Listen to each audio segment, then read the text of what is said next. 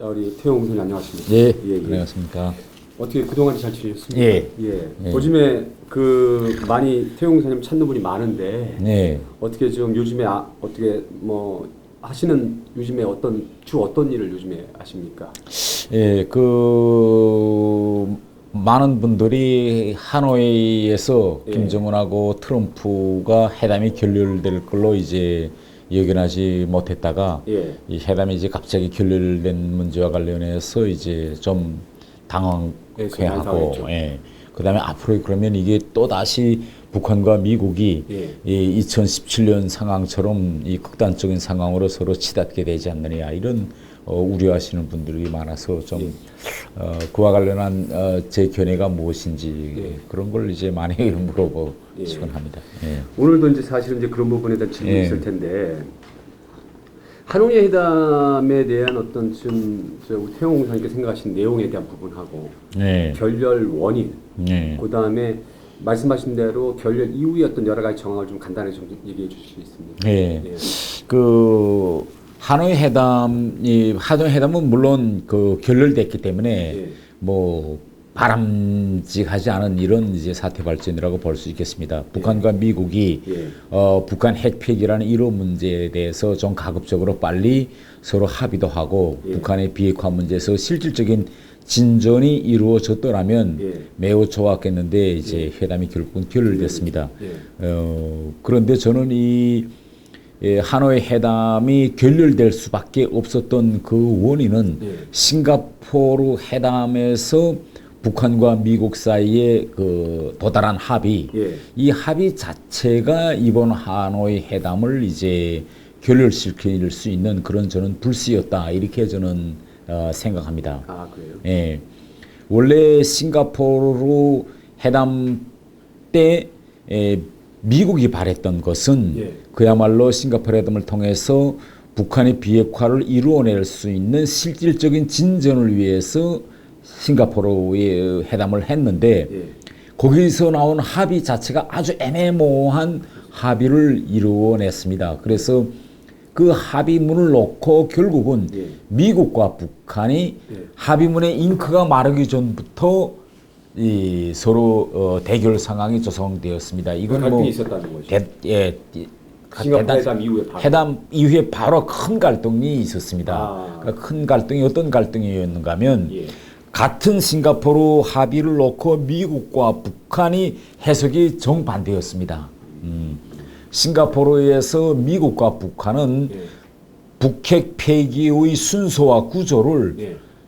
먼저 신뢰를 구축하고 예. 신뢰 구축을 통해서 북한의 비핵화를 나간다라는 선신뢰 후 비핵화라는 도식에 합의했습니다. 예. 예. 그러면 예. 이 도식에 합의해가지고 그럼 어떤 방식과 절차로서 가느냐 여기에서 미국이 생각하는 것과 북한이 생각하는 건 완전히 정 갈렸습니다. 북한이 생각했던 선신뢰 구축은 예. 북한에 가해진 제재를 미국이 푸는 과정을 통해서 쌍방 사이에 신뢰를 구축하는 걸 의미했고 예. 반대로 미국이 생각했던 신뢰 구축은 예. 북한이 자기가 가지고 있는 핵 의혹을 예. 말끔히 다 내놓고 미국과 비핵화로 가는 로드맵과 타임을 합의하는 걸로 생각했습니다. 완전히 다른 관점이에요. 완전히 달랐죠. 신뢰라는 이 두 글자에 대한 해석이 첫 시작부터 갈렸습니다. 그래서 지난해 7월 첫 주에 트럼프 대통령이 폼페오 국무장관을 북한에 보냈습니다. 예. 보내서 가서 싱가포르 합의 이행을 위한 구체적인 노 정도와 타임을 가서 받아가지고 와라. 그래서 폼페오가 북한에 갔는데 7월 6일 날 북한하고 만나보니 북한이 생각하는 싱가포르 합의는 완전히 달랐습니다. 북한은 폼페오를 보고 당신이 싱가포르 합의 이행을 위해서 평양에 온다고 해서 북한과 미국 사이에 신뢰를 구축하는 문제를 토의하러 오는 줄 알았다. 그런데 당신은 와서 내놓는 거 보니까 무슨 북한의 비핵화 문제를 토의하자고 하느냐. 이렇게 이야기합니다. 그러니까 폼페오는 아니 북한 당신들은 무슨 소리냐. 아니 우리들 사이에 비핵화 문제를 토의하지 않는 신뢰란 무슨 신뢰가 있을 수 있냐. 그래서 싸움이 붙었는데 그때 북한은 폼페오를 보고 강도라고 했습니다. 아, 그렇습니까? 예, 북한은 공식 7월 7일부 외무성 대변인 담화를 통해서 폼페오는 북한에 와서 싱가포르 합의를 이행한다고 하면서 강도 같은 요구를 제기했다. 이랬습니다. 그러니까 폼페오가 이 강도란 말을 듣고 내가 만일 강도면 전 세계가 다 강도다. 이런 식으로 이제 대받아 쳤습니다. 그러니까 결국은 여기서부터 갈등의 폭이 깊어져서 결국은 교착 상태에 이제 빠지게 된 겁니다. 그러면 그때 그게 통역상의 문제인가 아니면 해석상의 문제인가요? 어떤 문제에서 그런? 결국은 이게 문제가 뭔가면 네. 그러면 신뢰를 구축하는 데서 신뢰 구축이라고 하지 않았습니까? 네. 그러면 무엇이 신뢰 구축이냐? 이 표현과 이해를 트럼프 대통령이 생각하는 거와 김정은이가 생각하는 건 완전히 달랐습니다. 트럼프 대통령은 싱가포르 합의문 이후에 줄곧 이야기합니다. 나는 김정은 위원장을 신뢰한다. 예, 맞습니다. 신뢰란 표현을 계속 썼습니다. 예. 여기서 트럼프가 생각했던 신뢰는 예. 단독 회담 때 김정은이가 비핵화를 하겠다 했기 때문에 예. 그에 대한 신뢰에 기초해서 내가 싱가포르에 사인해 주었는데 예. 아무런 비핵화 조치도 취하지 않고 제재를 해결해 달라니 이게 무슨 소리냐 이렇게 돼서 시작부터 갈린 것입니다. 그 전혀 다른 방향인데. 저는 다른 근데 방향이었죠. 친자들은 그걸 몰랐을까요? 거기서? 결국은 이제 그때 우리가 싱가포르 상황을 돌이켜 보면 예.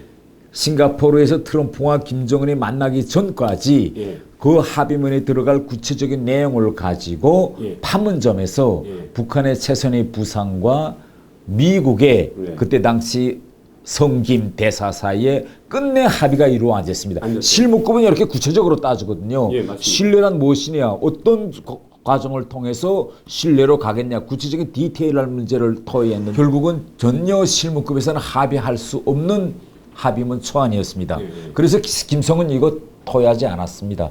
그래서 싱가포르에 갔는데 이번 딱 갔죠. 실무국에서 합의 안 된 상태에서 만났는데 트럼프가 김정은을 만나기 전에 뭐라고 기자회견에서 했는가 하면 나는 1분이면 김정은이가 핵을 포기하겠는지 안 하겠는지 알 수 있다. 나는 느낌과 촉각으로 문제를 해결하겠다고 들어가서 4시간을 만났습니다. 4시간을 만나고 나와서 즉시 싱가포르 합의문에 서명하는 세리머니를 하고 수표했습니다. 맞습니다. 바로 이렇게 디테일한 부분을 합의하지 않고 한 이 싱가포르 합의가 결국은 이 하노이 회담을 결렬시킬 수 있는 불씨였습니다. 그러면 왜 싱가포르 합의에서 이렇게 아주 애매모호한 합의가 하노이 회담 결렬까지 이어질 수밖에 없었느냐? 예.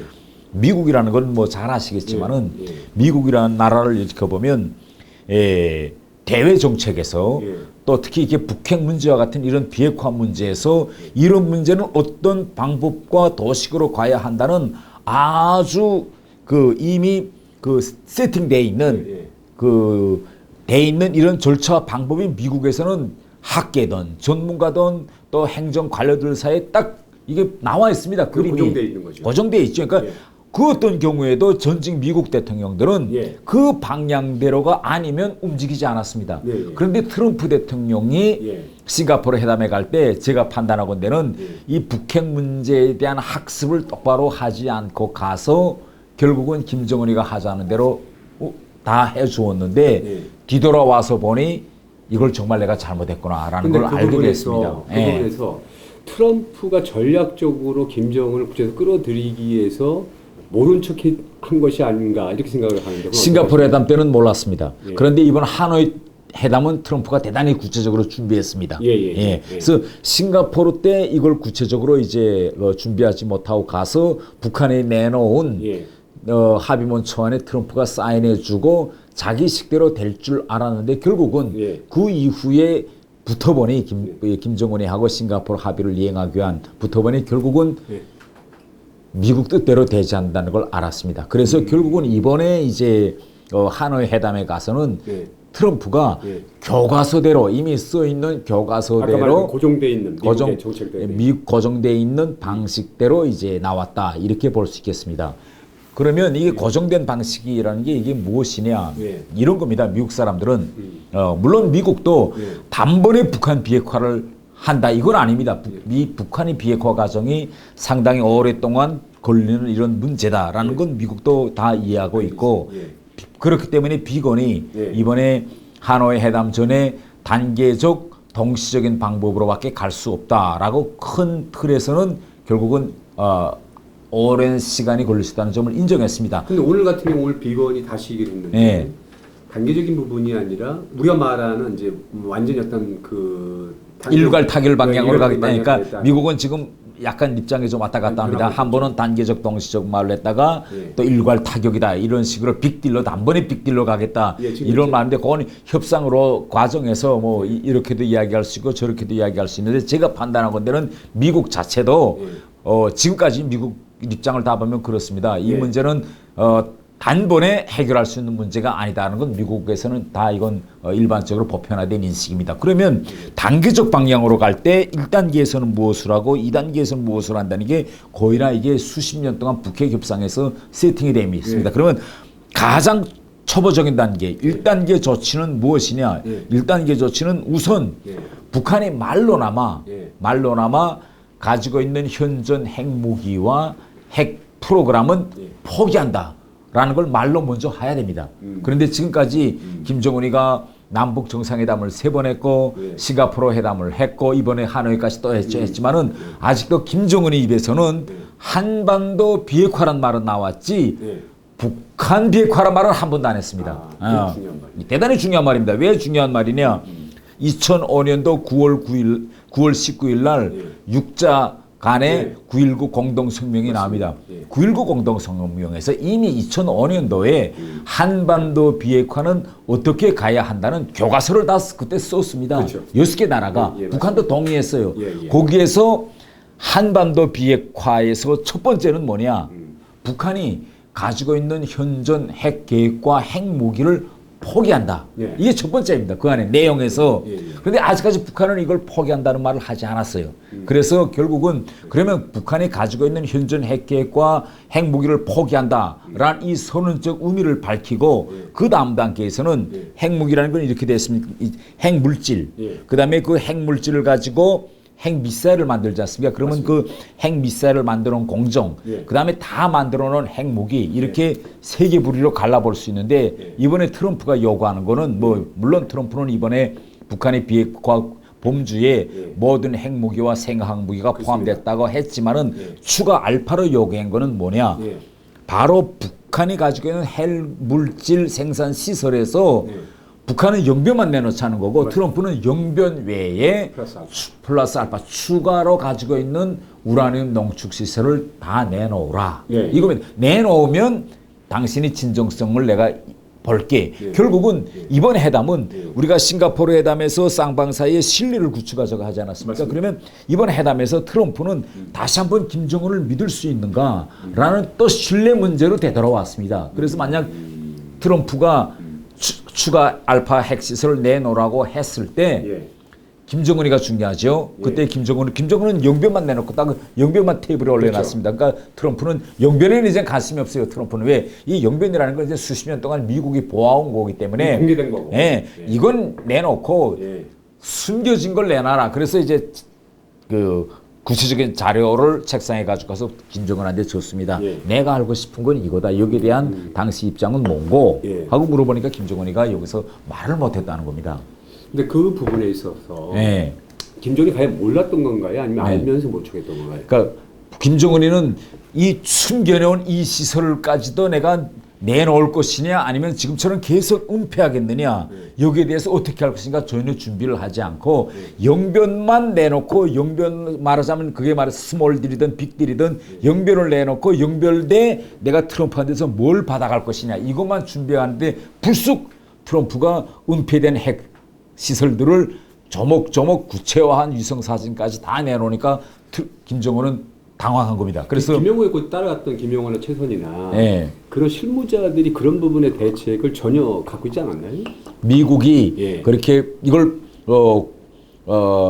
외교학적으로는 이걸 핵 은폐 의혹이라고 합니다. 예, 핵 은폐 예, 의혹. 예, 그러면 이런 핵 은폐 의혹 문제를 예. 트럼프가 이렇게 완강하게 제기할 줄은 몰랐습니다. 지금까지 예. 회담에서 예. 미국은 계속 이런 은폐 의혹 문제를 제기는 했어요. 계속 그렇습니다. 뭐 이런 것도 있지 않냐. 그렇지만 그것 때문에 회담을 안 하고 나가겠다 이렇게까지는 안 나왔는데 네. 이영호 외무상이 기자회견에서 이렇게 이야기합니다. 영변 핵시설 외에 추가로 한 가지 더 해달라고 하면서 끝까지 고집했다. 끝까지라는 예. 표현을 썼습니다. 왜 그럼 끝까지라는 표현을 썼느냐. 아마 말이 오고 갔겠죠. 북한은 뭐 이 문제는 좀 후에 보자 이렇게 했는데 여기서 트럼프가 물러서지 않은 겁니다. 아니 우리한테는 이게 가장 중요한 문제다. 호상 신뢰가 이루어지려면 우혹이 있으면 신뢰가 이루어지게 믿음이 없는데 그렇습니다. 그러니까 당신네도 신뢰를 구축하자 그리고 우리도 호상 믿으려면 우혹은 있으면 그러니까 이 문제를 좀 밝혀달라 했는데 결국은 김정은으로서는 이게 아주 중요한 문제입니다. 예. 김정은이가 여기서 만일 예. 이런 게 없다. 예. 그러면 트럼프로서는 이거 완전히 또 사기치는 이렇게 되겠죠. 거짓말하는 거짓말 하니까 완전히 사기꾼으로 됩니다. 그렇다고 해서 있다 네. 하면 어떻게 되겠어요? 그래 그럼 빨리 그것부터 토합시다 이렇게 되는 겁니다. 그러니까 지금 김정은으로서는 매우 난처해 있기 때문에 이번에 김정은이가 긍정도 부정도 하지 않았어요. 가만히 있었습니다. 예. 그러니까 결국은 트럼프가 아직 준비 안 됐네. 그럼 준비된 다음에 만납시다. 이겁니다. 그죠 결국은. 근데 이제 그 예. 북한이 이제 뭐 우리가 백피혈통은 절대 존엄인데 이번에 보면 여러 가지 틈이 많이 보이더라는 얘기예요. 예, 미숙하게 예. 미숙한 점이 많이 보였단 말이죠. 예. 김영호 씨나 아니면 최선희는 마찬가지인데 이용호나. 근데 이제 그런 부분에 있어서 그런 어떤 그 최고 존엄을 이렇게 북한말 모시고 나가서 예. 더군다나 장시간 북한을 비우고 나가는데 그런 부분이 그렇게 엉성하게 북한이 대처하는 것은 사실 이전에 보지 못한 상황인데. 예, 요게 바로 그 제가 보건대는 뭐 트럼프가 계획했다기보다는 볼튼이 계획했던 이런 작전이고 여기에 트럼프가 응인 것 같습니다. 근데 이게 왜 중요한 문제냐면 미국이 이번 하노이 회담 전에도 예. 미국 국회에서 이제 그 정보 수장들이 나와서 증언을 했습니다. 예. 증언 때 이들이 한결같이 이야기한 것이 북한은 6.12 싱가포르 합의 이후에도 이렇게 은폐된 핵 활동을 계속했다라는 걸 정보 수장들이 국회에 나와서 이야기하고 맞습니다. 각 연구단체들에서 위성 사진을 발표하면서 뭐 추가 핵시설이 뭐 강선에도 있다, 황해도에 있다 이러면서 여러 자료를 계속 발표합니까? 미 국내 분위기는 이렇게 흘렀기 때문에 이거는 북한도 다 압니다. 최선이나 이용호도. 그러나 비건이 실무 협상에서 계속 꺼냈던 문제는 과연 북한이 영변 핵시설을 내놓겠다고 했을 때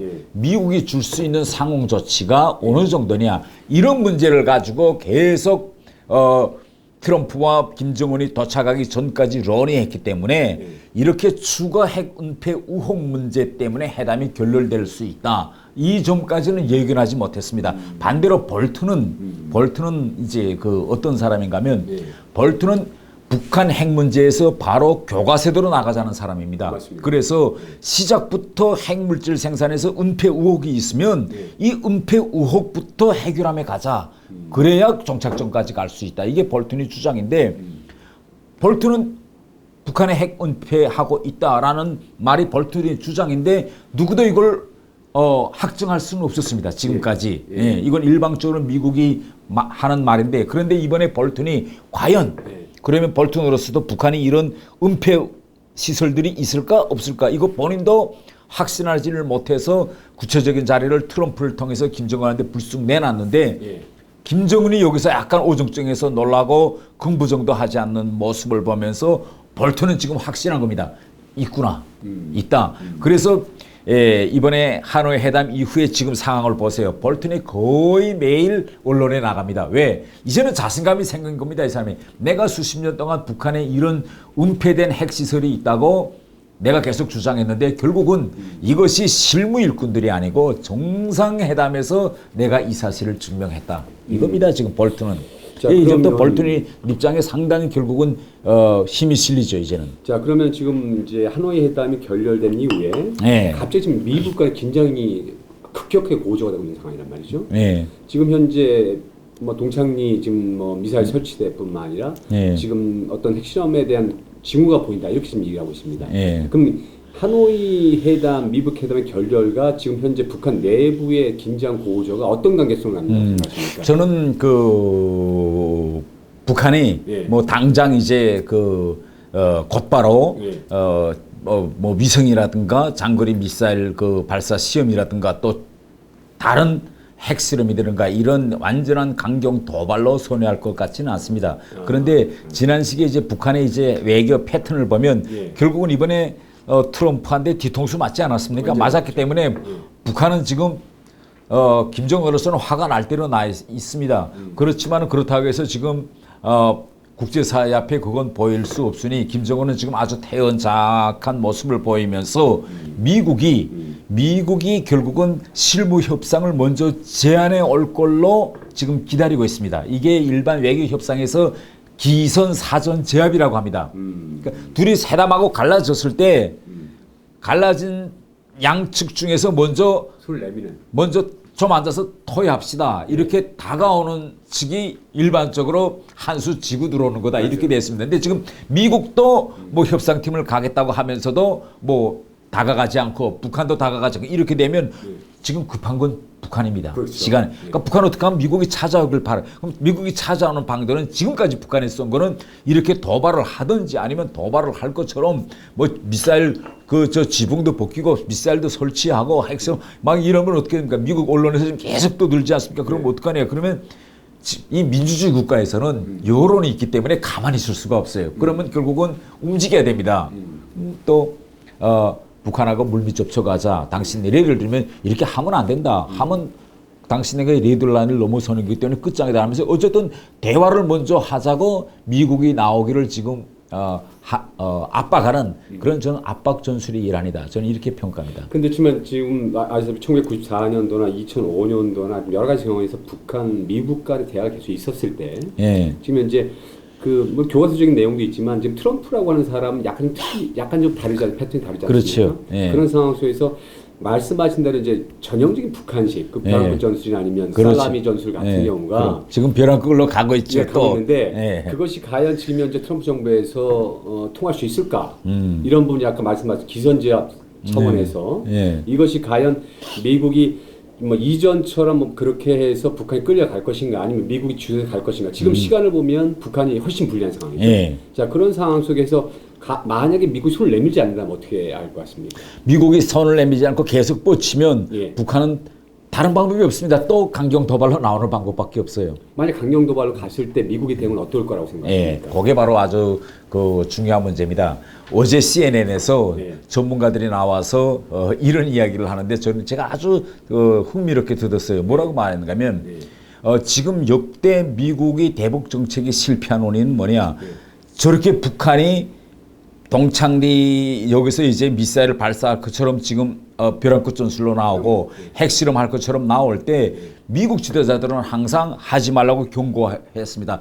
당신은 하면 큰일 난다. 맞습니다. 그런데 만약 내가 한다면 우리 미국의 경고를 무시하고 한다면 미국은 이러이러한 것을 할 것이다라고 사전에 제시한 지도자는 하나도 없었다는 겁니다. 그렇죠. 그저 일반적으로 그렇게 하면 큰일 난다. 그렇게 하면 당신이 레드라인을 넘어선다. 이런데 실제로 북한이 레드라인을 넘어섰다.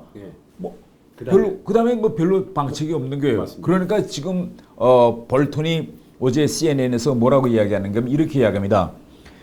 우리 현 미 행정부는 지금까지 미국 대통령들과는 다르다. 맞습니다. 지금까지는 우리가 그렇게 했다. 그런데 이제는 그런 대통령들의 이전 대통령 실책을 범하지 않을 것이다. 이렇게 이야기합니다. 그러니까 볼턴이 말이 끝나자마자 지금 미국 언론들이 그러면 이번에는 어떻게 할 건데? 그래서 지금 트럼프 행정부도 지금 약간 좀 그러니까 이런 북한이 지금 압박 전술에 트럼프가 지금 약간 좀 압박 당하고 있습니다. 그러니까 전문가들이 그 요구가 뭐냐? 그러면 지난 행정부와 다르다면 만약 북한이 이번에 끝내 동창리에서 도발을 강행한다면 트럼프 대통령은 어쩔 건데, 그러니까 이 어쩔 건데라는 여기에 지금 말을 못 하고 있습니다. 그래서 여기 지금 아주 취약한 점인데 또 이 점이 바로 지금까지 미국이 대북 정책에서 실패한 문제입니다. 그래서 저는 이렇게 생각합니다. 저는 만일 현재 미국이 시간에 쫓기고 있는 건 북한이기 때문에 맞습니다. 북한에 다시 한번 더 압박을 가한다면 이번에 트럼프 대통령만큼은 레드라인을 명백히 이야기해야 된다고 저는 생각합니다. 만일 우리가 싱가포르와 하노이에서 계속 대화하자고 약속하고 헤어졌는데 예. 둘이 약속하지 대화는 앞으로 계속 하자고 약속 헤어졌는데 이 약속을 깨고 김정은이가 끝내 미사일 발사나 추가 핵시험과 같은 이런 도발로 나온다면 미국은 어떠한 추가 제재를 가한다는 걸 더 밝혀야 됩니다. 지금 제재보다 이러이러한 분야의 제재를 미국은 더 할 것이다. 그다음 이번에 미국이 한미 훈련, 연합훈련이라면 다 중지 안 하지 않았습니까? 이런 뭐 북한을 생각해서 일방적으로 이런 군사 완화적 조치를 취했는데 미국은 다시 한미 훈련과 같은 군사적인 압박 정책을 쓸 수밖에 없다. 지어 미국은 공해상에서 북한을 해군으로 봉쇄하는 것 같은 이런 조치도 우리는 예견하고 있다. 이렇게 명명백백하게 이번에는 레드라인을 밝혀야 합니다. 그러니까 이전처럼 미국이 북한에 끌려가는 상황이 되지 않고 지금 현재 트럼프 정부가 좀 더 강력한 군사적 제재나 경제적 제재를 통해서 북한을 더 압박해야 된다. 이런 상황. 만일 현 평화 상황을 깨고 다시 또 도발로 넘어간다면 미국으로서는 이러이러한 조치를 할 것이라고 미리 북한한테 이야기해서 북한이 도발로 나오지 않도록 해야 됩니다. 이것이 트럼프 행정부가 항상 이야기하는 이전 정부와 다른 대북 접근법입니다. 만일 트럼프 행정부도 지난 시기 행정부처럼 선을 넘지 마라 일반적인 경고나 하고 북한이 그 선을 넘어서도 뭐 별다른 조치 아무것도 안 한다면 결국은 다를 바 없습니다. 이전 정부와 다를 바 없죠. 그렇죠. 그렇기 때문에 저는 북한이 도발을 할 때까지 기다리지 말고 도발하기 전에 만일 도발을 한다면 우리는 이러이러한 조치를 하겠으니 도발을 해도 알고 해라 이런 조치가 한다. 이런 걸 먼저 제시해야 됩니다. 그래야 저는 이 현재 한반도 평화를 유지하는 길이라고 생각합니다. 우리 정부도 마찬가지고. 자 그러면은 만약에 지금 현재 뭐 실무자들의 물밑대화 얘기가 계속 나오긴 있어요. 나오고 있는데 지금 저기 태용 부사님 생각할 때 2차 지금 미북 회담이 결렬된 상태에서 3차로 넘어갈 수 있는 어떤 모멘텀이나 3차 넘어갈 수 있는 그런 여러 가지 상황 가능성은 어떻게 보십니까? 가능성은 지금 북한은 뒤통수를 맞았기 때문에 먼저 미국의 실무회담이든 뭐 하자고 나오지는 못할 겁니다. 상당히 못 내민다. 상당히 자존심을 지금 상한 상태고 북한은 이럴 때 밑에 실무진이 김정은 보고 다시 한번 실무 협상을 우리가 제기해 보겠습니다. 뭐 이렇게 얘기도 할 수 없고 만일 미국이 제기한다면 응하겠습니다. 이렇게는 할 수 있어도 먼저 우리가 제기하겠습니다. 이렇게는 이제 목이 날아날까 봐 말을 못 할 겁니다. 제가 북한을 오가면서도 그 북한 그 관료들의 그 자존심이라는 게 대단한데 지금 이제 북한과 미국 사이에 현재 그러면 북한의 관료들이 그런 걸 먼저 제의하지 못하면 시간이 갈수록 북한이 위험한 상황이다. 아까 말씀 들어보니까 지금 외환으로도 외화 보유고도 이제 거의 바닥이 날 것이고 그렇죠. 경제적으로 경제 제재가 이미 미국에 상당히 들어가 있기 때문에 경제를 통해서 지금 인민의 삶이 굉장히 저하될 가능성이 있다. 자, 그럼 그런 상황 속에서 과연 북한이 끝까지 버텨낼 수 있겠는가? 미국이 손 내밀 때까지 기다릴 수 있겠는가? 제가 볼 때 거기도 한계가 있다고 보는데 저는 그 어떻게 생각하세요? 그러니까 북한은 가능한 방법으로 미국을 이건 북한의 체질적인 겁니다. 북한의 DNA가 미국을 가능한 여러 가지 방법으로 압박해서 미국이 대화로 먼저 나오도록 하는 방법을 또 쓸 겁니다. 북한은 이자처럼 미사일 이런 거라든가 핵실험이라든가 이제 여러 가지 도발 직무들을 보임으로써 이제 미국이 다가오도록 만약 미국이 다가오도록 만들지 못한다. 그러면 결국은 이러한 교착 상태가 상당히 오랫동안 갈 수 있을 겁니다. 그런데 제가 100% 단언하건대 미국이 먼저 다가갑니다. 미국이 다가올 거다. 미국이 먼저 다가갑니다. 왜 미국이 먼저 다가가는가 하면 북한은 제재라는 이런 그 경제적인 상황에 쫓기고 있습니다. 맞습니다. 그러면 미국은 시간적인 압박감을 안 느끼느냐? 미국도 역시 시간적인 압박감을 느끼고 있습니다. 바로 대선이라는 시간적인 압박감을 받고 있습니다. 트럼프로서는 어떻게 하면 북한과의 이런 협상에서 그 무엇인가 만들어내야 할 이런 상황에 처해 있고 다른 하나는 트럼프가 지금 대북 협상에서 자기의 치적 중에 하나로 계속 강구하는 것이 무엇이냐? 자기가 대통령이 돼서 네. 결국은 북한의 도발을 중지시켰고 예. 지금과 같은 상황을 만들어냈다. 예. 이걸 계속 이야기합니다. 그런데 북한이 이제 만일 추가 도발로 나온다면 결국은 트럼프가 북한에 했던 모든 정책적 실패로 이제 돌아간다는 것이 됩니다. 그 때문에 결국 이것도 트럼프가 또 바라는 상황이 아니기 때문에 저는 이제 조만간에 트럼프가 어떻게 하나 성과를 만들어내기 때문에 또 북한에 한번 대화를 이제 제기해서 현재의 평화 무드를 깨지 않도록 이제 할 것이다. 저는 이렇게 근데 생각합니다. 이번에 그 미국 회담에서 이렇게 눈여겨봤던 게 뭐냐면 그 기자가 질문을 하잖아. 시간 문제에 대한 김정은이가 그래 직접 얘기하지 않습니까? 예, 1분도 우린 더 귀하다. 예. 근데 저는 이제 거기서 저는 뭐냐면 그 김정은의 그 속내가 아주 노골적으로 드러났다고 저는 생각을 해요. 예. 그러니까 시간이 굉장히 지금 절실한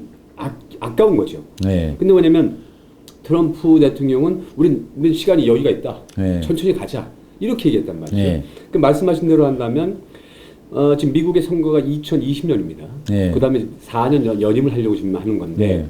트럼프로서는 사실 뭐냐면 그 연임을 하기 위해서 계속 끌고 갈 수 있는 전략을 세우는 게 아닌가 저는 이렇게 생각을 해요. 네. 그러니까 이제 시간이 뭐 급하더라도 그렇게 서둘러 갈 필요는 없다고 생각하는 거고 그 다음에 자기가 뭐 취적 중에 이제 그런 걸 만들어내면 2024년까지 연임이 되면 가는 거니까 예. 그까지 끌고 가서 계속해서 북한 문제를 자기의 주요 어떤 그런 치적으로 만들 수 있는 여건도 되지 않겠느냐 이렇게 생각하는데 그러니까 그런 부분에 있어서 급한 쪽 내가 입어올 때 김정은이 굉장히 시간 문제에서 초조함을 느끼는 걸 봤단 말이죠. 예. 그런 어떤 그러니까 북한에만 절대처럼 영도자라고 하는 예. 그런 사람이 저는 국제 회담에 나와서 그 얘기하고 있는 심정을 그대로 노출시킨 약점을 보여줬다고 저는 생각을 하는 겁니다. 예. 그러니까 이런 상황에서 이전하고는 좀 다르지 않는가. 미국 회담하고 어떤 이런 관계가 이전하고는 조금 더 다르지 않는가. 더군다나 이번에는 그 위에서부터 내려가는 회담 아니었습니까? 예. 그런 상황 속에서 뭐냐면 김정은의 초조함이 내가 볼 때는 그게 달하면 예. 대략 김정은이 손을 내밀 수밖에 없지 않겠는가 이런 관점도 볼 수 있겠는데 그건 어떻게 생각하십니까? 저는 이제 북한의 내부 그런 그 동작 원리상 예. 예, 최고 저놈이 한 방 맞았기 때문에 예. 이제 이 상태에서 김정은도 자기의 체면을 밑에 사람들 앞에서 자기의 체면을 세워야 됩니다. 체면을 세워야 되기 때문에 절대 북한은 그 모든 것 중에서 가장 중요한 것이 바로 이 절대 권력을 맞습니다. 이제 유지하는 것이 더 중요합니다. 그렇기 때문에 이 김정은이가 속으로는 화나고 자기가 뭐 인간이기 때문에 한 방에 맞다는 거 다 합니다. 이럴 순간에 자기가 조금이라도 옆에 사람 보는 데서 나약한 모습을 보이거나 야 이거 뭐 이거 큰일 난 것처럼 좀 우려하는 모습 이런 걸 보이면 결국은 자기 위상이 크게 실추된다는 걸 알고 있습니다. 그렇기 때문에 절대 김정은은 야 다시 회담을 해봐 이런 식으로 이제 아무리 힘들어도 나오지 않고 이자처럼 강경 그런 도발을 할 것과 같은 이런 제스처를 취하면서 이제 미국이 먼저 나오게 하는 이 전술이니까 결국은 기선 싸움이죠. 누가 먼저 회담 탁으로 이제 다가가느냐 이 문제인데 저는 이 미국이라는 그런 자유민주주의 시스템의 특성상 미국이 트럼프가 먼저 이제 손을 내밀 것이다. 저는 이렇게 생각하고 있습니다. 자, 볼턴의 지금 현재 그러니까 우리가 매스 프레셔, 그러니까 우리가 쉽게 말하면 계속 지금 아주 강경한 지금 압박전에 들어가고 있습니다. 네. 자, 이런 상황 속에서 지금 최근 나오는 얘기가 이제 전쟁설이 다시 나오고 있어요. 네. 이제 아까 말씀하셨듯이 레드라인을 넘어가는 순간에 볼턴이 경제 제재와 함께 이제 만족거릴 수 있는 것이 뭐냐면 우리가 말하는 어떤 군사적 작전 이런 것들이 있을 수 있다고 생각하는데. 그러면 물론 이제 전쟁이 일어나지 말아야겠지만 그런 부분에 대한 것들이 확률이 있다고 생각하십니까? 어떻게 생각하십니까? 그 만약 북한이 추가적인 핵 실험이라든가 장거리 미사일 발사 시험으로 돌아가지 않는다면 미국이 현 제재 상황을 더 한 단계 끌어올리는 이런 조치는 저는 취하지 않을 것이라고 생각합니다. 만약 우리가 반대로 생각한다면 반대로 그럼에도 불구하고 북한이 다시 미사일 실험을 하고 또 추가 핵 실험을 했다. 그래서 2017년과 같은 상황으로 되돌아갔다. 이럴 때 미국이 그러면 이 전쟁과 같은 그런 극단적인 선택을 할 것이냐, 저는 그렇게는 저는 그렇게는 생각하지 않습니다. 지금 현재 미국의 모든 그 국내 상황이라든가 정치 상황을 보면 미국도 이제 한반도에서 전쟁과 같은 이런 이제 충돌이나 위기가 고조되는 걸 이제 미국 사회에서는 바라지도 않고 그렇게 하기 때문에 말하자면 2017년처럼 전쟁을 할 것처럼 그런 상황까지는 가겠지만 그런 실질적인 물리적인 충돌은 저는 일어나지 않을 거라고 생각합니다. 저는 그 트럼프에겐 여러 가지 선택의 가능성이 있다고 생각합니다. 왜냐하면 트럼프가 사실 뭐냐면 지금 현재 미국 민주당 내에서 우려하는 것은 지금 트럼프가 나가온 미국 회담이 결국은 비핵화를 성공시키지 못할 거라고 하는 관점을 갖고 있단 말이죠. 그게 뭐냐면 트럼프는 사실은 2017년 당시에 뭐 항공모함을 끌어들이고 한반도에서 여러 가지 어떤 전쟁의 어떤 그런 가능성을 사실은 상정한 바가 있어요. 근데 지금 대화도 해봤고, 그다음 프레셔도 다 해봤는데 변화가 없다. 그럼 민주당에서는 사실은 전쟁 자체를 막았지만 대려 뭐냐면 아무것도 선택의 여지가 없으니까 궁극적으로 더 강력한 어떤 제재를 하거나 아니면 어떤 뭐 전쟁과 비슷한 내용들을 해서 북한을 혼자 줘야 되지 않겠냐 이런 얘기가 나오지 않겠습니까? 그런 부분의 가능성은 어떻게 생각하십니까? 저는 미국 공화당이나 이제 트럼프 쪽의 라인은 저는 그 사태 악화가 아니라 현 사태 관리에 저는 중점을 두고 있다. 저는 위기 관리에 중점을 두고 있다. 저는 이렇게 이제 생각하고 있습니다. 그렇기 때문에 이 위기 관리 쪽으로 방향을 두었다면 그래서 저는 아직도 이제 미국이 트럼프가 김정은에게 실망한다는 말만 했지 만일 김정은이가 이 레드라인을 넘어선다면 나는 어떻게 할 것이다 말을 지금 트럼프가 하지 않고 있습니다. 하지 않고 있는 중요한 원인 중에 하나는 결국은 트럼프도 상황 관리 쪽 해결이 아니라 관리 쪽에 정책적 중심을 두고 있다. 저는 이렇게 이제 생각합니다. 자, 좀 이제 주제를 바꿔서 지금 현재 이건 제가 개인적인데 뭐 아시다시피 김정남이가 그 일본 기자하고 할 때 얘기를 할 때 그 자기 아버지 김정일도 군부의 완전한 장악이 안 되었다 이런 얘기를 하시는 걸 아십니까 혹시? 제가 또 북한에 갔을 때 현대 그 장전왕을 빼는데 김영순 비서 그렇게 얘기를 하더라고요. 그 군부에서 그 장전왕을 그 관광지로 바꾸는데 상당히 아주 큰 갈등이 있었다. 마지막에 이제 뭐 김정일이 결정했다 이렇게 얘기를 했단 말이죠. 현재 근데 김정은이가 과연 전체 북한의 군부장을 했느냐 이런 의견들이 있어요. 의견들이 어떻게 생각하십니까? 저는 그 김정은이가 뭐 장악했느냐 못했냐보다도 김정은이가 여전히 군부를 두려워하고 그 다음에 이제 그 군대 말하자면 장악에 확신이 없다라는 거를 저는 이제 단언코 이야기할 수 있습니다. 왜 그런가 하면 북한에서 지금 이 김정은이가 올라가서 군부 고위층에 대한 교체가 너무 빈번히 이루어지고 있는 것입니다. 올해만 놓고 보더라도 지난해부터 올해 사이 1년 동안에 또 바뀌었습니다. 그 군부 수장 3명이 인민무력부장, 총정치국장, 총참모장 이렇게 북한 역사에서 한 해도 못하고 이렇게 새 수장을 계속 교체하는 거는 이건 전례 없던 이런 역사입니다. 이렇게 최고 수장들을 부단히 이제 김정은이가 갈고 있는 것은 그만큼 한 사람이 그 자리에 오래 있으면 저도 불안한 겁니다. 김정은이로서도. 그렇기 때문에 결국은 그런 힘 있는 자리에 장성들이 오래 앉아 있는 데 대한 위협을 느끼고 1년도 안 돼서 또 새 사람을 앉히고 그 사람은 또 내보내고 이런 부단한 빈번 교체가 이루어지지 않냐. 만약 군대에 대해서 안심하고 확고하다면 김정일 때는 이렇게 안 했어요. 김정일 때는 총정치국장 하면 전문력이가 총정치국장인데 죽을 때까지 총정치국장이었습니다. 뭐 이런 식으로 그러니까 항상 김정은 주위에서 맴도는 군부 관리들은 딱 고장돼 있었어요. 그런데 그렇죠. 그런데 지금은 너무 바뀌기 때문에 저 자체도 북한 신문을 보면서 혼돈이 와요.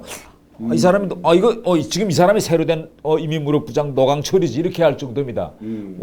언제 빨리밖에 이름을 따로 새로 그렇죠. 얼마 전까지 이명수가 청참 이제 또 갑자기 또 이영길이가 그렇게 됐지. 그다음에 이민무력부장 누구죠? 이민무력부장 노강철. 이번에 또 노강철이지. 그러니까 아니, 북한을 전문 연구하는 저도 미처 이름을 머리에 넣기 전에 지금 바뀌고 있는 이런 상황입니다. 그럼 김정은 씨가 그러면 김정은이가 그 군부에 대한 두려움이 있다고 한다면 역으로 말하면 군부가 그 보이지 않는 김정은에 대한 알력이 존재한다는 얘기 아니겠습니까? 북한은 뭐 알력이 딱 존재한다. 뭐 김정은이가 이런 걸 보다도 네. 말하자면 사전 예방 이런 방지 차원에서 한 사람이 오래가 있으면 무슨 일이 일어날 수도 있다라는 그런 사전 예방 방지 차원에서 이제 부단한 인사 교체가 이루어지지 않느냐 저는. 근데 아까 말씀하신 대로 지금 이제 새 수장이 지금 이제 1년 내에 막 교체가 되잖아요. 그렇죠. 예. 근데 이게 사전 예방치고 너무 자주 일어난다. 그렇죠. 사전 예방치고는 너무 자주 일어나니까 김정은이가 마음을 놓을 수 없는 그런 이제 상황이겠죠. 그러니까 김일성 때나 김정일 때는 그래서 굉장히 안정적인, 그다음에 이제 지도력을 충분히 발휘했는데. 그렇죠. 근데 예. 김정은 때는 여러 가지 내용들이 뭔가 내부적으로 뭔가 문제가 있으니까. 뭔가 지금 본인도 불안한 거예요. 지금 불안한 거 불안하니 예. 결국은 이제 사람들을 자꾸 이제 교체한다. 사람을 교체한다는 거는 예. 그것도 자기 체주위에서 직접 보좌하는 사람을 자꾸 바꾼다는 건 그만큼 본인이 불안하거나 믿지 못한다는 거죠. 자, 가장 최근에만 보더라도 북한에서 군부 수장들이 쭉 다 바뀌고 선전선동부라고 하면 북한 사람들이 이 선전선동부에서 박강호가 이제 임명된 지 1년도 안 돼서 또 갈렸습니다. 지금. 그리고 지금은 수장이 없어요. 선전선동부 수장이. 아, 그렇습니까? 공석입니까? 지금 현재? 지금은 현재 공석입니다. 김기남이가 엊그저께 신문에 나왔는데 보니까 직위가 고문으로 되어 있습니다. 그러니까 김기남을 다시 그 자리에 앉혀놓지는 못하고 새 사람을 아직 두지를 못하고 있으니 임시 변통으로 지금 그러니까 북한이란 사회는 중앙당 조직 지도부, 군대, 그다음에 선전선동부 이런 기본 축에서 이번 기본 축 간부들은 바뀌지 않았어요. 김기남이 몇십 년 했습니다. 맞습니다. 이렇게 몇십 년씩 앉아서 그 자리에 딱 지키고 앉아서 결국은 수령을 법필하던 이런 자리인데 그 자리에 사람이 1년도 못 가고 나가고 새 사람이 또 앉고 또 나가고 이런다는 것은 그만큼 아직도 김정은의 이 권력 기반은 단단하지 못하고 공고화되지 못했다. 저는 이렇게 이제 생각합니다. 예, 그 부분을 굉장히. 그 다음에 지금 요즘에 그 김한솔 얘기가 계속 나오고 있어요. 예. 그다음에 김정철을 한번 이미 뭐 책에서 봤는데 우리 태공사님께서 한번 그때 했죠. 예. 그걸 좀 간단히 좀 얘기를 해줄 수 있습니까? 이 상황에 대해서. 김한솔가.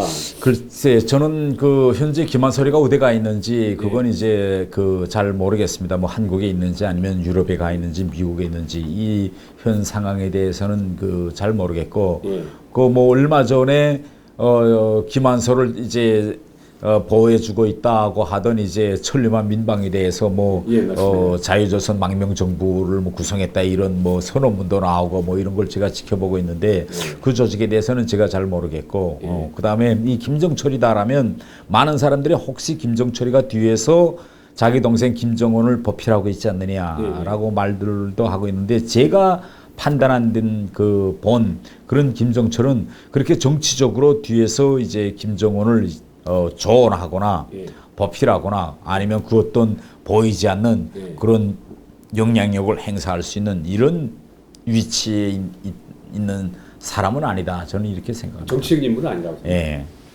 그 김정철이 그 책에 보면 에릭 클랩톤 노래에 빠져서 연주에 빠져서 음악에 굉장히 매료돼 있다고 하는데 근데 지금 말씀하신 대로 김정철이가 김정과 관계 손상에서 어떤 정책 조언을 할 수 있는 어떤 그런 상황은 아닌 거라 이거죠. 현재 상황은. 제가 판단한 본 김정철은 일반적인 이제 사물 현상에 대해서 관심도 호기심도 없어요. 오직 음악밖에 모릅니다. 그것은 뭐 의도적으로 피하시는 거예요? 그런 의도적인 거로는 저는 아니라고 판단했어요. 왜 그런가? 며칠 동안 제가 3박 4일 동안 같이 있어 보면 뭐 사람이 그렇지 않습니까? 영국이라는 데 오면 일반적인 정상적인 사람이라면 사소한 우문도 있을 수 있고 같이 차를 타고 가다가 뭐 화려한 건물을 보았다면 저 건물이 무엇이냐도 물어볼 수도 있고 제가 옆에서 상당히 얘기를 많이 했습니다. 이건 뭐 국회 총사다. 저 사람은 누구다. 한참 이야기했는데 제가 이야기하는 그 어떤 문제에 대해서도 관심을 가지지 않았어요. 그래요? 오직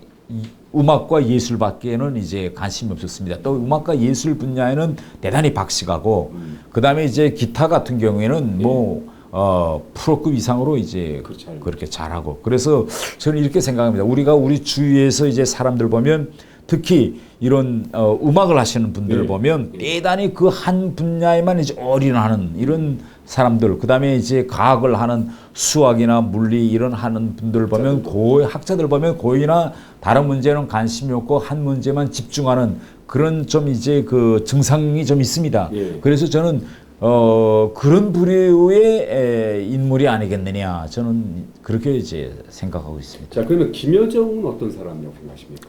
예, 최근에 이제 김여정이가 이제 김정은 주위에 이제 계속 근데 김여정의 지금 역할은 김정은 옆에 가장 임의 시각에 다가갈 수 있고 김정은한테 자기가 생각했던 바를 솔직하게 이야기할 수 있는 것은 현 시점에서 이설주와 김여정밖에 없다. 김여정 그러니까 뭐 쉽게 말하면 김정은이 기분 나쁜 얘기도 유일하게 할 수 있는 사람. 그렇죠. 그렇게 저는 판단하고 있습니다. 그리고 최근에 이제 북한 내부 이제 흐름을 보면 어딘가 모르게 김여정을 은근슬쩍 자꾸 좀 내세우려는 이런 움직임이 좀 보입니다. 화면 총 이제 편집 이런 데 보면 김여정이가 많이 이제 등장하고 의도적으로 그래서 저는 이런 상황도 예견해 봅니다. 만일 갑자기 김정은에게 병거가 생겼다. 그러면 지금 김정은이는 애도 자꾸 하기 때문에 누가 김정은을 대리해서 나올 사람이 없습니다. 그렇다고 해서 김정철이는 그 제목이 안 되고 그래서 저는 만약 이 북한 김정은 주위에서 만약 김정은한테 무슨 일이 당했다라면 그 다음 기 인물로 지금 김여정을 내세우기 위해서 북한 주민들과 국제고 사전 작업이 일환으로 김여정을 자꾸 화면에 내세우고 이렇게 말하자면 김여정이한테 지금 가만 보면 이 김정은 주변에서 김여정이가 지난 시기에는 순전히 김정은의 의전을 챙겼다면 지금을 보면 김여정이가 결론하는 문제가 많습니다. 이번에 하노이 때도 보셨지만은 나와서 보고 들어가서 뭐 김정은 보고 오빠 나가도 된다. 뭐 옆에 사람들한테 옆에 사람들은 보고 결론도 주고 여기가 해라 이렇게 딱 하는 거 보면 무소불위한 것 같아요. 그 가만 보면 결국은 김여정이한테 많은 지금 힘을 실어주고 있는 이런 이제 단계에 이르다. 저는 이렇게 이제 판단하고 있습니다. 근데 뭐냐면 이전에 뭐 잘 아시겠지만 김일성의 부인 김정숙 씨, 김성애, 김성애 씨가 한번 그 치고 올라오다가 사실은 눌린 거 아닙니까? 사실은 김정일한테 그 눌렸죠. 그 고영이도 마찬가지고. 그렇죠. 그런데 지금 구도에서 보면 그 다음 후계 구도가 자식이면 되겠는데 자식은 아직 그 어린 상태에서 자식이 클 때까지의 이 공백 기간, 이 공백 기간에서 무슨 일이 생긴다 이렇게 한다면 북한은 이미 백두 혈통이 북한을 용도해야 된다는 걸 당 율법에 명시해 놨습니다. 그렇기 때문에 백두 혈통이 아닌 다른 사람이 임시적이나마 뭐 2인자가 북한을 임시적으로 넘겨받아 가지고 통치한다. 이런 거는 일반 주민들한테 다가갈 수 없는 이런 구조이기 때문에 저는 만약 가령 그 어떤 것도 대비해서 북한에서 지금 그런 목적을 가지고 김여정이를 내세우고 있지 않느냐 이렇게 생각하고 있습니다. 백두혈통의 사실은 뭐 백두혈통이 할지라도 어떻든 간에 여자가 북한 어떤 그 최고 존엄에 올라와서 그 공석을 메울 수 있다고 생각하십니까? 대단히 힘들겠지만은 만약 방도가 없으면 북한에서는 그 방도밖에 없습니다. 우리가 가장 생각하면 북한으로서는 김정철을 내세워서 갈 수도 있겠는데 뭐 김정철으로서는 뭐 전혀 제 생각에는 그런데 흥미도 없어하고 뭐 나서려도 하지 않고 하기 때문에 현재 방도는 이제는 남은 건 김여정밖에 없는 겁니다. 그러니까 지금 우리가 아까 말씀하신 데 보면 김여정이 지금 이제 그게 화면에서 보면 아니면 여러 가지 그 우리가 말하는 동선상에서 김여정이 계속 특출나게 나온단 말이죠. 그러면 현재 북한 내부에서 김정은에 대한 건강 이상 소리든 아니면 여러 가지 어떤 미국과의 관계에 있어든 간에 뭔가 좀 불안하다. 왜 불안한가 하면 그렇죠. 김일성 때 보면 김일성이가 벌써 60살에 다가오니 예. 벌써 포스트 김일성 시대를 예견해서 김정일이를 1970년대 초에 후계자로 이제 그렇죠. 만들어서 예. 결국은 김일성이가 1인자고 그 아들이 벌써 2인자로 나섭니다. 맞습니다. 그래서 김정일대로 쭉 오다가 그렇죠. 그 쭉 오다가 2008년도에 김정일이가 이제 한번 쓰러집니다. 맞습니다. 그러니까 김정일이가 쓰러지기 전까지는 김정은이가 등장 안 했습니다. 네. 그러다 일단 한번 쓰러졌다 나오면서 이거 김정일도 오래 못 갈 수도 있다. 이런 상황이 조성돼서 급기야 북한사에서 알려지지도 않았던 김정은을 후계자로 임명해가지고 2009년부터 급기야 후계 체제를 마련합니다. 국자 완전 했죠. 근데 지금 김정은이 지금 와서 보면 결국은 아직도 김정은이가 30대에 불과하지만은 건강 상태라든가 이 모든 걸 보면 제가 판단하건대는 북한은 만약 김정은이가 또 무슨 일이 생긴다 할 때 이 북한이라는 사회를 어떻게 안정적으로 통치하고 혼란 상태를 수습하겠느냐. 그러면 지금쯤은 또 벌써 2인자를 준비한다는 것은 그만큼 김정은이 건강이라든가 이런 문제에서 좀 이상한 징후가 우리가 모르는 그런 일이 지금 있지 않느냐. 저는 이렇게 생각합니다. 중요한 얘기하시네요. 예.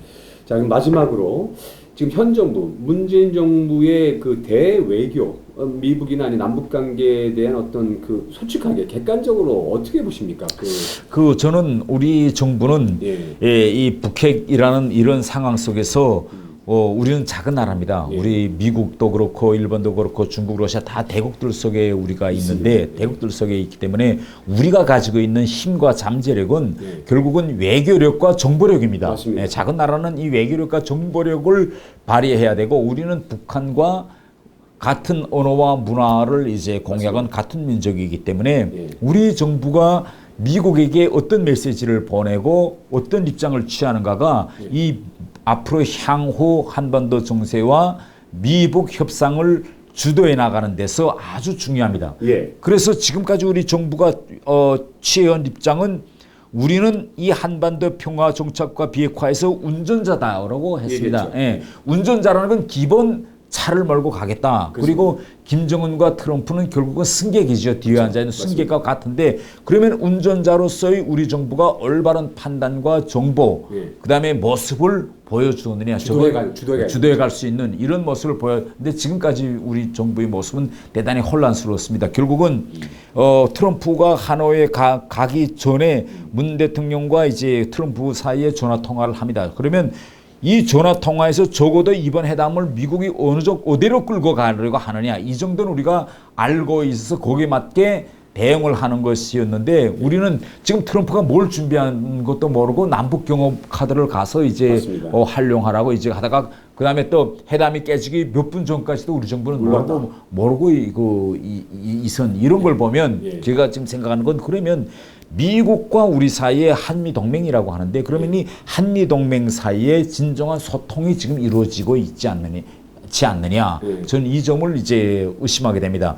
우리가 운전자인데 운전석에 앉은 사람이 차를 몰고 가자면 뒤에 앉아있는 트럼프 손님이 승객이 운전수 보고 자 어디로 가자 서울역으로 가든지 부산역으로 가든지 역을 명백히 알려줘야 우리가 서울역으로 몰든지 부산역으로 가는데 뒤에 앉은 사람이 부산으로 갈지 서울로 갈지 알려 안 준다면 우리가 이 차를 어디로 몰고 가겠습니까? 또 반대로 얘기하면 승객이 어디로 가자 그러는데 운전석은 딴 데로 끌고 갈 수 있는 거죠. 지금 상황에서는. 지금 상황에서는 이 미국이 자기가 어떤 상황으로 가려고 한다는 것을 우리 정부에 대해 똑바로 알려주지 않아서 우리 정부가 지금 좀 약간 혼란스러워하지 않냐 이런 생각입니다. 그리고 운전자를 믿지 못한다는 그렇죠. 그러면 그러면 미국이 우리 정부를 불신하고 자기 속내까지도 이야기하지 않는 상황이 됐냐. 그 책임은 저는 우리 정부에 있다고 생각합니다. 왜 우리 정부에 있다고 생각하는가 하면 우리 문재인 대통령은 김정은을 3번 만났습니다. 그렇습니다. 본인만 만났을 뿐만 아니라 영부인까지 가서 이설주하고 평양에서 같이 지내고 판문점에서 같이 지냈기 때문에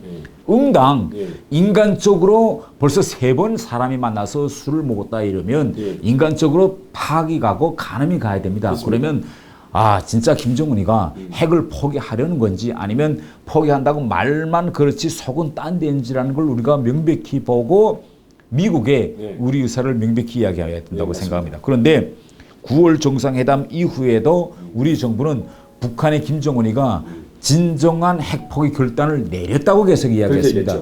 그러면 만약 진정한 핵 포기 결단을 내렸다는 걸 미국이 듣었으면 트럼프로서는 과연 김정은이가 진짜 핵 포기 결단을 내렸을까? 자기 옆에 있는 보좌관들한테 물어봤을 것입니다. 한국 정부는 문 대통령이 이렇게 이야기하는데 당신들 생각은 뭐더냐. 그런데 우리가 보다 지금 미국 정보수장들은 계속 김정은은 핵활동을 한다. 은폐 의혹이 있다는 걸 제기합니다. 그러면 맞습니다. 트럼프가 누구 말을 믿겠어요. 자기 정보 라인과 미국 보좌진들의 말을 믿을 것입니다. 그러면 결국은 그러면 이거 두 가지입니다. 이거 문 대통령이 아직도 김정은을 3번 만나고 잘 우중을 파악 못한 걸까? 아니면 알고 있지만은 나를 어떻게 이용하기 위해서 결국은 퍽퍽이를 결단을 내렸다고 지금 거짓말을 하고 있느냐. 이런 불신이 생길 수 있는 그 확률이 대단히 높습니다. 그래서 가장 중요한 것은 우리 정부 앞에서 중요한 것은 김정은을 대상하든 트럼프를 대상하든 우리는 진정을 가지고 대상해야 됩니다. 저는 진정성이 가장 중요한 문제다. 저는 이렇게 생각합니다. 만일 우리가 판단하는 데는 김정은이가 아직 핵 포기 결단이 내릴 때까지는 이르지 않았다면 우리가 생각하는 바를 김정은한테 솔직하게 이야기 됩니다. 그 정도 가지고서는 우리가 한국 정부가 국제공동체에 김정은이가 핵을 포기했다고 이야기하기는 힘들다. 그러니까 적어도 미국이 이러한 의혹을 가지고 있는데 이 정도까지는 뭐 레일 추가 핵시설이다. 이 정도까지는 내놓아야 우리도 할 수 있다. 이렇게 진정성을 가지고 이야기하고 미국한테도 현재까지는 김정은이가 아직 핵을 포기할까 말까 지금 고민 중에 있는데 이 정도까지는 미국이 좀 해주면 우리 정부가 더 김정은을 설득해서 여기까지 끌어내겠습니다. 이렇게 미국과 북한의 다 진정성을 보일 때만이 우리 정부도 운전자 역할을 할 수 있다. 저는 이렇게 생각합니다. 그 중요한 얘기인데 지금 현재 상황에서는 문재인 정부가 북한도 그렇고 미국에도 그렇고 양쪽이 이행하겠다는 부분에 어느 것도 지금 지켜주지 못하고 있는 상황이에요. 예, 가장 중요한 건 진정성 문제죠. 자, 그럼 마지막으로 이 상황에서 한미동맹이라고는 어떻게 생각하십니까? 이런 상황에서 한미동맹의 중요성과 한미동맹이 왜 중요한가를 어떻게 생각하십니까? 저는 이 상황에서 저는 한미동맹이 대단히 중요하다고 생각합니다. 제가 왜 한미동맹이 중요하다고 생각하느냐. 2018년 1월 1일 김정은이가 신년사에서 내 책상 위에 핵 단추가 있다. 이렇게 이야기했고 김정은이 그 신년사 그 핵 단추가 있다는 그 장면이 우리 모든 메이저 TV와 신문을 통해서 그날 1월 1일 아침에 온 국민한테 다 알려졌습니다. 맞습니다. 그래서 저는 그때 당시 북에서 내려온 사람으로서 여기에 대해서 서울 시민들은 어떤 반응을 보일까라고 그날 차 타고 한번 쭉 서울 시내를 돌아봤어요. 그런데 놀라거나 당황하거나 이렇게 하는 사람은 하나도 없고 서울 시내는 대단히 평온했습니다. 맞습니다. 그래서 제가 너무 이상해서 아니 김정은이가 오늘 아침 핵단추가 책상 위에 있다고 했는데 왜 이렇게 평온하세요? 그러니까 사람들이 반응이 뭐냐. 김정은이가 그 핵무기를 쓰겠느냐.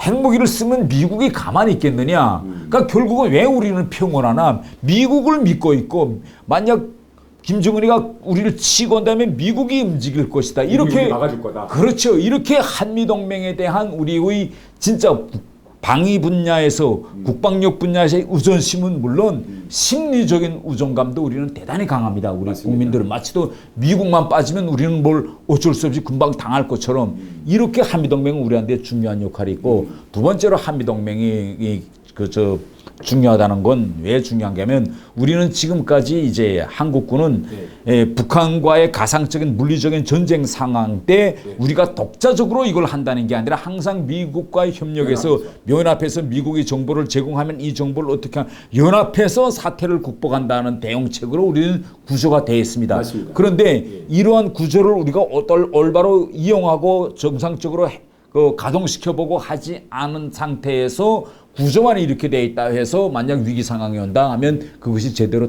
동작한다는 담보는 없는 겁니다. 실전에서 얘기하는 거죠. 그렇죠. 그렇기 때문에 지금 가장 중요한 건 뭐냐. 우리는 평화입니다. 평화라는 거는 가만히 있으면 보장되지 않습니다. 항상 평화를 지킬 수 있는 모든 구조적인 문제를 가동시켜보고 연습해보고 이래야 되는데 이번에 북한의 비핵화에서는 일부 진전도 없는데 모든 한미연합 훈련은 지금 다 중단돼 있고 다 없어지고 명칭은 바꾼다고 합니다. 그러나 이렇게 돼 있습니다. 그러면 제가 제일 우려하는 건 겁니다. 이런 상태로 계속 가다가 결국은 마지막에 훈련이 없는 군대는 필요 없는 겁니다. 그렇습니다. 예. 그럼 마지막에 이렇게 되면 결국은 미국이 주한미군 철수까지 뭐 북한이 요구해서가 아니라 미국 자체가 그 필요 없이 거기에 계속 뭐 널고만 있는 군대는 우리 뭘 필요하냐 뭐 이러면서 빼지 않겠는지 이런 생각입니다. 원래 제가 팩트는 뭐 우리 정부도 발표하지 않아서 잘 모르겠지만은 올해에 미국 이제 그 지상 여단을 교체하게 돼 있다고 합니다. 윤리적으로. 그런데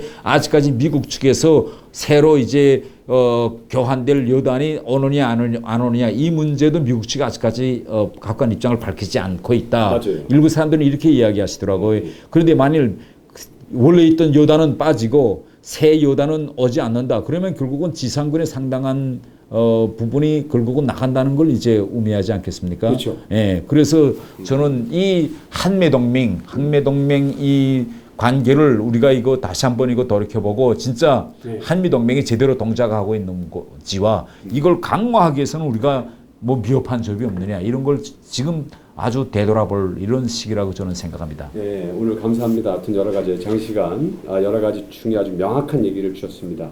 결국은 이제 뭐냐면 정리를 해보면 미북 회담 이후에 실적으로 북한은 지금 이제 뒷싸움을 하는데 기선제압 단계죠 기선제압 지금. 단계에서 미국이 계속해서 자기들에게 다시 한번 실무회담 요구할 것을 기다리고 있다 이렇게 봐야 되고 현재 북한의 여러 가지 군부 변화들을 보게 되면 지금 현재 장기적인 포석을 두지 않고 지금 이제 군대의 여러 가지 수장이 계속 바뀌는 상황에서 북한 내부에서 여러 가지 어떤 그 만력은 아니지만 약간 미세한 어떤 여러 가지 변화도 있지 않을까. 그다음에 김여정을 전면에 내세우는 것은 포스트 김정은에 대한 준비가 있을 수 있다. 이렇게 좀 보시는 거 아닙니까? 그다음에 현재로 남북 관계나 아니면 현재 현 정부의 남북 관계나 미북 관계를 봤을 때 현 정부가 가고 있는 지금 이제 비핵화에 대한 관련해서 현 정부의 어떤 그런 외교 여러 가지 어떤 행위가 약간 좀 미흡한 그런 느낌이 있다. 얘기를 하셨고요. 그런데 마지막으로는 이제 이런 상황 속에서 한미 동맹이라는 게 그 무엇보다 중요하다. 그다음에 그 주둔하고 있는 주한 미군의 지속적인 어떤 훈련을 통한 어떤 대비 이런 것도 굉장히 중요하다. 이렇게 그렇죠. 만약 북한이 우리가 바라는 바대로 비핵화의 실질적인 움직임대로 가고 있다. 그러면 병행해서 우리도 그런 조치를 취할 수도 있다고 생각합니다. 그런데 지금 현재까지 아무런 조치도 없는데 일방적인 조치만 우리는 계속 취하고 있습니다. 그러면 이것이 이 끝은 어디냐? 이런 걸 당연히 우리가 의문시해 볼 때가 아니냐 이렇게 준비해야 생각합니다. 된다 이거죠. 오늘 감사합니다. 어떻게 간에. 자, 감사합니다. 예.